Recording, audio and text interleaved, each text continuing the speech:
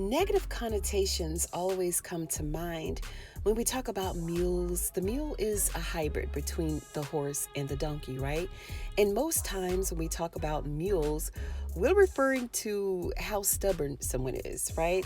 But donkeys can also be referred to as someone who has a strong mind, right? An elder mother referred to Lacey as reminding her of the mule named Sadie that her dad used to have and how much he delighted in breaking her.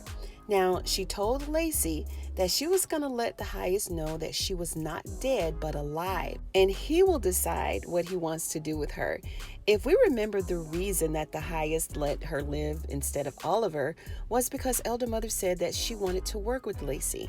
She wanted the highest to give Lacey to her so that she could break her spirit and convert her to the way of the Raku. Hence, the same thing that her dad did with their mule Sadie. Now, this is very interesting, you guys, and the reason that I decided to do this video is because it's very real. When Jim Jones started out, it was a church, right? And his followers all agreed to go and carve out this land so that they'll have a place to be together freely, a place to grow their own food, raise their kids, however they wanted, free of the government. So in order to make all of this a success, some of his followers who did not have the finances to just pick up and move, they had to sell whatever belongings they had, their homes, their land, their cars, whatever, right? And go and work on the land in order to sustain it, allegedly. The money that they had all went to the church for everyone to share and to live on. So at first, everyone was cool with it, right? Everybody was okay. People were happy. They were free, and they had a sense of belonging, a sense of pride in their way of life because they were building their own community themselves, right?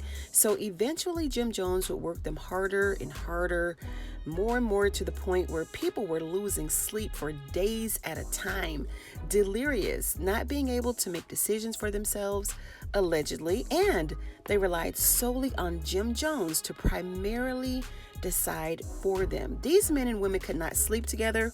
Hence, Aaron and Laura, right? They couldn't have sex unless they got permission. It was absolutely sick. And you know, when people want to manipulate you, they have to alter your mind, either with drugs, mind control, sleep deprivation, right? And they back it up somehow through the Bible or whatever other religious teachings that they brought forth. But I say all of this because it's Elder Mother's intention to work the dog-ish out of Lacey, to break her so that she can stop being stubborn as a mule, right? So don't be surprised if we see Lacey doing some strange things in the upcoming episode so that Lacey can start behaving and complying to the Raku way.